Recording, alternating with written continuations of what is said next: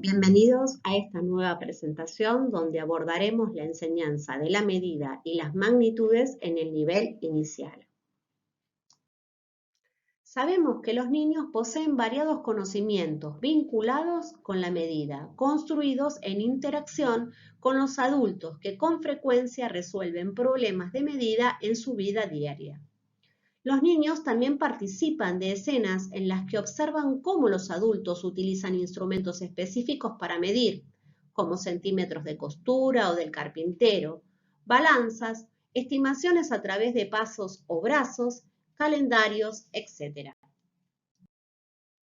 Las prácticas de medición ligadas al entorno social del niño son variadas y por lo tanto estos conocimientos son heterogéneos. Será función, objetivo principal del nivel inicial, que los niños puedan acercarse a las prácticas sociales de la medida. La medida es, por un lado, una herramienta para explorar y establecer relaciones a propósito de las formas, y por otro lado, es generadora de la necesidad de la producción de números que expresen los resultados del acto de medir. En este sentido, la medida es un puente entre el conocimiento del espacio y el conocimiento de lo numérico. Es así que el eje de la medida se articulará con el eje del espacio y con el eje del número. ¿A qué llamamos medir? La acción de medir supone comparar. Cuando esta comparación no puede ser realizada de manera directa, se requiere de un recurso intermediario como es la unidad de medida. Medir es el proceso por el cual averiguamos cuántas veces una cantidad elegida como patrón o unidad de medida convencional o no convencional está contenida en otra de la misma magnitud. La medida supone la repetición de una unidad de medida, que es repetida sobre la totalidad de la extensión de la magnitud que se esté considerando. Esta repetición debe realizarse de tal manera que no haya huecos ni se realicen superposiciones. Es necesario favorecer el pasaje de un pensamiento dicotómico que tienen los niños en un comienzo, que dicen chico grande, mucho poco, largo corto, a otro tipo de pensamiento más vinculado a las magnitudes. La enseñanza de la medida involucra una complejidad de cuestiones que exceden el nivel inicial y el primer ciclo de la escuela primaria. El acto de medir supone poder identificar la magnitud sobre la que se actúa. Una magnitud responde a una característica física, a un atributo observable de los objetos que podrá ser medido experimentalmente. Las magnitudes que se trabajarán intencionalmente en el nivel inicial son longitud, peso, capacidad y tiempo. Dependiendo de la magnitud a medir y la necesidad de una mayor precisión, la comparación puede ser directa o requerir de algún intermediario como ser un instrumento de medición. Medir y estimar son acciones que en la vida cotidiana se realizan según las necesidades. Recordemos que toda medición conlleva determinado margen de error. Hay situaciones en las cuales no es necesaria tener precisión en el acto de medir, puede resolverse mediante estimaciones. Estimar es poder hacer una valoración global y mental, emitir un juicio de valor, sin que éste deba ser exacto, pero sí adecuado a la decisión, haciendo uso de alguna información previa. Realizar estimaciones reiteradamente permite adquirir cierta destreza en esta acción, logrando una coincidencia muy cercana entre lo estimado y la medida real. Es así como el carnicero o el verdulero adquieren una gran destreza en esta medición, debido al uso reiterado de estimaciones y llegando en algunos casos a una medición casi exacta.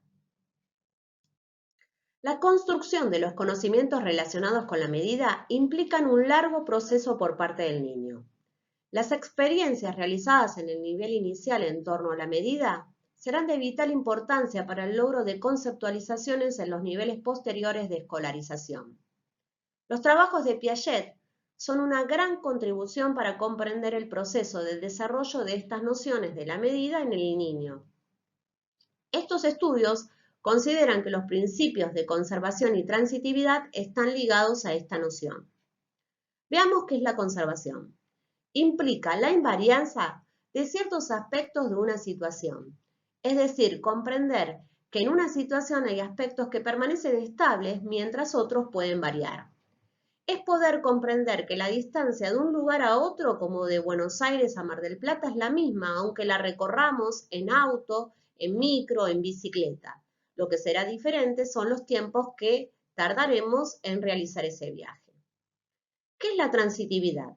La transitividad se relaciona con la posibilidad de usar un elemento intermedio de medición, ya sea convencional o no, que permita establecer comparaciones cuando no es posible realizar la comparación directa. Por ejemplo, si queremos comprar tela para realizar la cortina de un ventanal, no llevaremos a la tienda el ventanal, sino las medidas de ese ventanal. En esta diapositiva veremos cómo los niños construyen la idea de magnitud, los diferentes estadios. Los niños de 3 y 4 años, según Piaget, se encuentran en el periodo evolutivo llamado preoperacional respecto al plano cognitivo. El pensamiento surge de acciones y los elementos matemáticos tienen su origen en los actos que el niño lleva a cabo con esos objetos. Encontrar la medida de una magnitud no es una acción que los niños puedan realizar en forma fácil y espontánea. Es necesario que los niños tomen contacto desde edades tempranas con situaciones que los lleven al descubrimiento de las magnitudes físicas, a través de la manipulación y experimentación de los objetos. La conservación de una magnitud es un estadio que se encuentra superado en el momento en que los niños hayan adquirido la idea de que, aunque el objeto cambie de posición, forma, tamaño o alguna otra propiedad, sin embargo hay algo que permanece constante, que es la magnitud. También es importante la consideración de una magnitud y la ordenación respecto a la magnitud dada. Solo cuando el niño sea capaz de ordenar objetos teniendo en cuenta únicamente la magnitud considerada, estará en condiciones de dominar esa magnitud. Vamos a reconocer ahora las diferentes etapas en este proceso de construcción de la medida. La primera etapa es de comparaciones perceptivas. Se caracteriza por la ausencia del instrumento de medición, pues los niños al medir utilizan únicamente estimaciones del tipo visual o táctil. Por medio de estos sentidos comparan perceptivamente los objetos a medir. Hay ausencia de instrumentos. La segunda etapa es de desplazamientos de objetos. En esta etapa los niños comienzan a desplazar los objetos a fin de compararlos. Utilizan un elemento intermedio de medición. En un primer momento utiliza partes de su cuerpo para medir objetos, posteriormente elementos externos. Es al final de este segundo estadio cuando se aprecia un progresivo abandono del propio cuerpo para adoptar un objeto simbólico que desplaza, para realizar la comparación. Tercera etapa, comparaciones indirectas. Como ya hemos señalado, es el inicio de la conservación y la transitividad. En este momento el niño ha logrado la utilización de elementos intermedios. Cuarta etapa, constitución de la unidad. En esta etapa se obtiene un resultado de la medida, un número, que representa la cantidad de veces en que la unidad elegida se desplaza en el objeto a medir. Cuando el niño es capaz de establecer una relación entre la magnitud y el número, entonces podemos sostener que es capaz de medir. No se consideran las edades en las que se desarrollan tales estadios, por entender que en este proceso no es uniforme y porque cada adquisición posterior requiere de la adquisición anterior. Este proceso comienza en el nivel inicial y continúa en los siguientes niveles escolares. El hombre se enfrentó a diversos problemas, algunos cuya resolución involucró el uso de números naturales, mediante procedimientos de conteo. Aquellas cantidades que se utilizan para contar se denominan cantidades discontinuas. La unidad que utilizamos son los números. Por ejemplo, en el aula hay 22 sillas. En otras oportunidades es necesario medir. En estas situaciones podemos utilizar números naturales, pero también expresiones decimales y números fraccionarios. Por ejemplo, compré un cuarto metro de cinta, me demoré 15 minutos, el bidón tiene 15 litros, pesa 7,5 kilos, mide 123 centímetros. En estos ejemplos usamos números acompañados por una unidad de medida. Metros, minutos, litros, kilos, centímetros. Son cantidades continuas. Las cantidades continuas se miden y requieren de un número y una unidad convencional o no convencional. Veamos algunos ejemplos de registros de cantidades continuas. Recordemos que llamamos notación a las formas gráficas que se usan para registrar o transmitir información. También debemos tener en cuenta que justamente en el registro de estas cantidades continuas es necesario que aparezcan la cantidad y la unidad de medida utilizada. Veamos en este ejemplo. La señorita Luisa, docente de sala de 5, le propone a los niños anticipar cuánta agua necesita para llenar la jarra. Le ofrece vasos descartables y le dice que anoten lo anticipado para luego poder verificarlo. En este caso, Martina solo indica la cantidad a través de un número. No logra registrar cantidades continuas. Pablo repite la unidad utilizada, repitiéndola tantas veces como la va a usar. Ya comienza a realizar un registro de cantidad continua. Lo que esperamos es una respuesta como la que realiza Lucas, que indica claramente la cantidad y la unidad utilizada. Lucas ha realizado un registro de cantidad continua. Veamos cómo se trabajan las magnitudes en la sala, recordando que es función del jardín organizar, sistematizar, enriquecer, ampliar y conceptualizar los conocimientos intuitivos, saberes previos que los niños poseen antes del ingreso a la escuela. En el nivel inicial se abordará intencionalmente 4 magnitudes: la longitud, el peso, la capacidad y el tiempo. Los contenidos de este eje, la medida, deberán ser enseñados desde el uso social, desde las prácticas sociales, de las diferentes magnitudes a partir de la utilización de unidades no convencionales. Comenzamos con la capacidad. ¿Qué es la capacidad?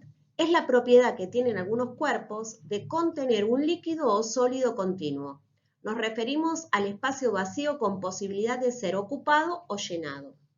Hagamos una diferenciación entre capacidad y volumen. La capacidad indica cuánto puede contener un recipiente.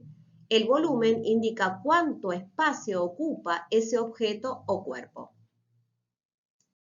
Vamos a analizar en esta diapositiva diferentes cuestiones a la hora de enseñar la capacidad. Las actividades o problemas a resolver.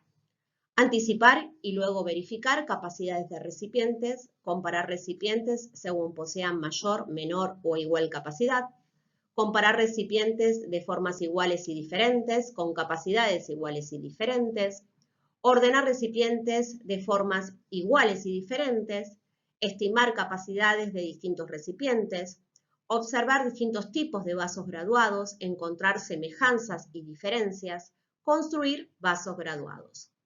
En relación a los materiales a utilizar, podremos usar vasos graduados de uso social, probetas graduadas de laboratorio, recipientes y vasos descartables, translúcidos o transparentes de capacidades iguales y diferentes, con formas iguales y diferentes. Mamaderas, jarras medidoras, jeringas y vasitos graduados de medicamentos, materiales continuos como el agua o la arena, líquidos coloreados. Los procedimientos que utilizarán los niños serán la anticipación a través de la percepción visual, el llenado y el trasvasado que se concreta a través de 2 procedimientos distintos. Uno es el cubrimiento y otro es el desplazamiento. Cuando los niños realizan cubrimiento, cuando utilizan varios recipientes todos de igual forma y capacidad, y el conteo es posterior. Cuando utilizamos el desplazamiento, cuando utilizan un solo recipiente como unidad de medida y el conteo es simultáneo. Este procedimiento es de mayor dificultad. Otro de los procedimientos es medir con instrumentos, en este caso, utilizar el vaso graduado. ¿Cuáles son las posibles intervenciones del docente? Es necesario recordar que es importante institucionalizar cuestiones como que el registro sirve para recordar lo anticipado y luego poder probar con lo verificado empíricamente, que el trasvasado sirve para comparar capacidades y verificar lo anticipado, que los objetos de diferente forma pueden tener igual capacidad, que podremos usar tanto el cubrimiento como el desplazamiento, y que los vasos graduados pueden ser distintos, pero tener números, tener rayas, tener palabras. Veamos ahora la longitud. La longitud, igual que la capacidad, forma parte del sistema métrico legal argentino, llamado CIMELA. La longitud se relaciona con la dimensión, es decir, con el tamaño de los objetos, y con la distancia, que es el espacio vacío entre los objetos. Analicemos ahora cuestiones con respecto a la longitud. Las actividades o problemas a resolver. Comparar objetos de igual, menor o mayor longitud. Ordenar objetos teniendo en cuenta su longitud. Estimar la longitud de dos objetos y luego verificar lo anticipado. Obtener longitudes equivalentes a una dada. Observar distintos tipos de instrumentos de medición de longitudes de uso social. Encontrar semejanzas y diferencias. Medir objetos y distancias utilizando unidades no convencionales. Registrar lo realizado. Recordemos que en el nivel inicial solo trabajaremos con unidades no convencionales, pero les haremos conocer sus usos sociales. Así mostraremos reglas de plástico o de acrílico, escuadras, metros en todas sus variedades, de madera, de la mercería o de la escuela, metálicas del albañil o el carpintero, centímetros de hule o de plástico, de la modista o el sastre, cintas métricas, medidores de altura infantil de pared, calibres, pero trabajaremos precisamente con sogas, bastones, bloques, tiras de papel, unidades no convencionales. ¿Qué procedimientos se deben propiciar? La anticipación a través de la percepción visual y también el cubrimiento o el desplazamiento. ¿Cuáles son las diferencias de ellos? El cubrimiento se cubre el objeto a medir utilizando varias veces la misma unidad de medida seleccionada. El conteo es posterior. En el desplazamiento se elige una unidad de medida y se la desplaza a lo largo del objeto a medir. El conteo es simultáneo. Por lo tanto, justamente el desplazamiento es un procedimiento más complejo. Lo importante es que no se dejen huecos ni se realicen superposiciones a la hora de cubrir esta unidad elegida. ¿Cuáles son las intervenciones docentes? El registro sirve para recordar lo anticipado y luego poder comprobar con lo verificado empíricamente. Los cubrimientos deben ajustarse a la unidad de longitud a medir. Es necesario conservar la unidad de medida. La comparación solo es posible utilizando la misma unidad de medida. Los procedimientos de desplazamiento implican mayor dificultad.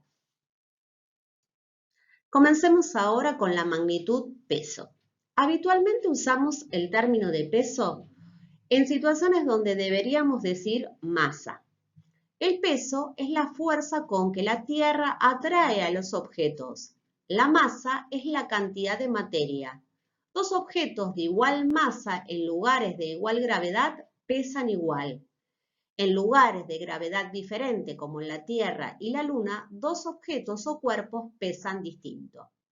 Pero esta distinción es a nivel científico, destinada a los adultos. Con los niños usaremos el término peso. La masa también forma parte del sistema métrico legal argentino. Algunas consideraciones al momento de abordar el peso. Algunas actividades o problemas a resolver con los niños serán anticipar y luego verificar el peso de objetos, sopesar objetos, ordenar objetos por su peso, observar distintos tipos de balanza, explorar los estados de equilibrio y desequilibrio en la balanza de platillos, pasar de un estado al otro, explorar las pesas de la balanza de platillos, construir pesas, comparar objetos por su peso, sean objetos que tengan formas iguales o diferentes. Estimar el peso de objetos. Los materiales o instrumentos a utilizar. En la sala usaremos la balanza de platillos, pero también haremos conocer diferentes balanzas de uso social en diferentes contextos, como es la balanza del carnicero, del verdulero, del fiambrero. Exploraremos objetos de pesos iguales con formas iguales o diferentes y objetos de pesos diferentes con formas iguales o diferentes. También pesas de diferentes pesos, evitando asociar el peso por el color. Es necesario propiciar algunos procedimientos, como la anticipación, que es la utilización de la percepción visual para determinar el peso, sopesar, que es usar las manos como platillos de balanza, y medir con instrumentos no convencionales como es la balanza de platillos. Es importante el registro, que sirve para recordar lo anticipado y poderlo comprobar con lo verificado empíricamente. La balanza de platillos nos permite verificar el peso que anticipamos y nos permite comprobar los pesos de los objetos. Y en la balanza de platillos podemos reconocer los estados de equilibrio y desequilibrio. El tiempo es la magnitud más compleja de ser trabajada en el nivel inicial. Paradójicamente, el reloj es el instrumento que se usa para su medición, es el más conocido por los niños. El tiempo no forma parte del sistema métrico decimal. Trabaja con cantidades diversas como 60 minutos, 12 horas, un día, un mes. Algunas de las características del tiempo son irreversibilidad de los sucesos, ya que el tiempo no puede volverse para atrás. Tampoco es posible la comparación directa de dos duraciones. La dificultad de medir con exactitud es otra de sus características. Y finalmente podemos decir que el tiempo tiene un carácter objetivo y subjetivo, pues la hora dura 60 minutos para todos, ese es su carácter objetivo. Pero este tiempo transcurrido puede ser vivenciado de formas diferentes por dos personas. Ese es el carácter subjetivo. Algunas sugerencias para trabajar el tiempo en la sala.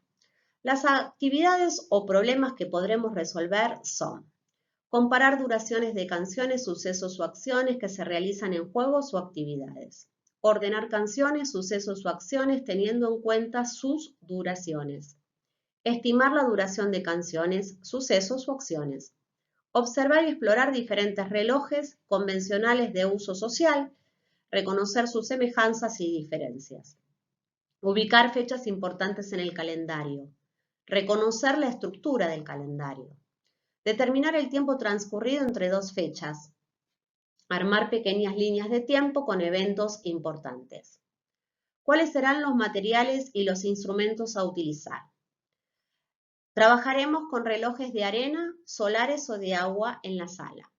También exploraremos diferentes relojes de uso social, como son los de pared, de muñeca, despertadores digitales y analógicos. Usaremos los calendarios y almanaques diarios, mensuales y anuales. ¿Qué procedimientos debemos propiciar? La anticipación, utilizar los sentidos para determinar la duración de sucesos o acciones, medir sin instrumentos, usar como unidad de medida el palmoteo acompañado del conteo o solo del conteo, medir con instrumentos no convencionales como es el reloj de arena. El registro servirá para recordar lo anticipado y luego poder comprobar con lo verificado empíricamente. Valerse del contexto de la vida del jardín, duraciones y actividades en juegos, fechas o acontecimientos importantes, proyectos como la huerta o la cocina. Recordar que hay dificultades que son propias de las características del tiempo, como es su irreversibilidad y subjetividad.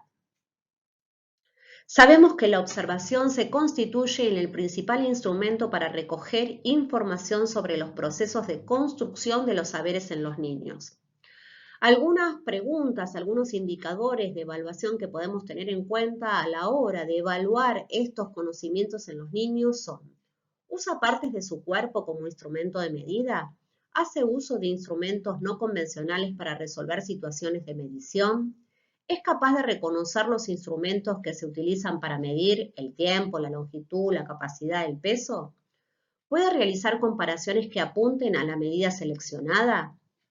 ¿Puede anticipar y luego verificar con instrumentos adecuados a la magnitud?